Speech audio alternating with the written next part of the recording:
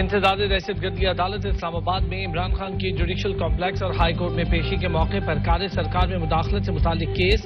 PTI के वकील बाबर अवान इंतजाज दहशतगर्दी अदालत के रूबरू पेश। पीटीआई के कारकुनान की ताहाल शनाख्त परेड न हो सकी। अदालत ने शनाख्त परेड के लिए मजीद 1 दिन का वक्त दे दिया।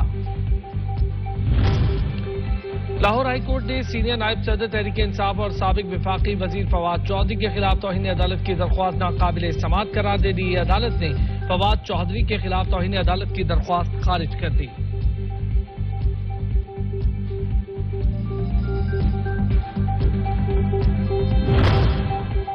पंजाब और खैबर पख्तूनख्वा के जनरल इंतखाबात का मामला चीफ इलेक्शन कमिश्नर की जेर सदारत अहम इजलास आज होगा।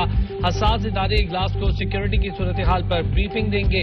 इलेक्शन कमीशन ने मज़कूरा इंतखाबात के लिए फंड्स और सिक्योरिटी की फराहमी यकीनी बनाने के लिए इकदाम तेज कर दिए। नून लीग की रहनुमा उज़्मा बुखारी कहती हैं टिकट्स हल्कों की सूरत हाल देख कर दी जाएंगी। पीटीआई से नून लीग में शामिल तमाम अफराद पार्टी पॉलिसी के ताबे हैं। पीटीआई उम्मीदवारान के हवाले से कोई हतमी फैसला नहीं हुआ, मुशावरत जारी है।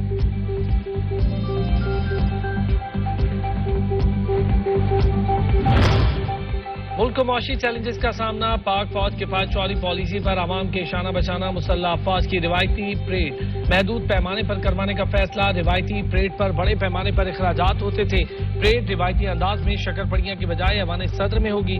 मुल्क की तरक्की में पाक फौज अपना किरदार अदा करती रहेगी।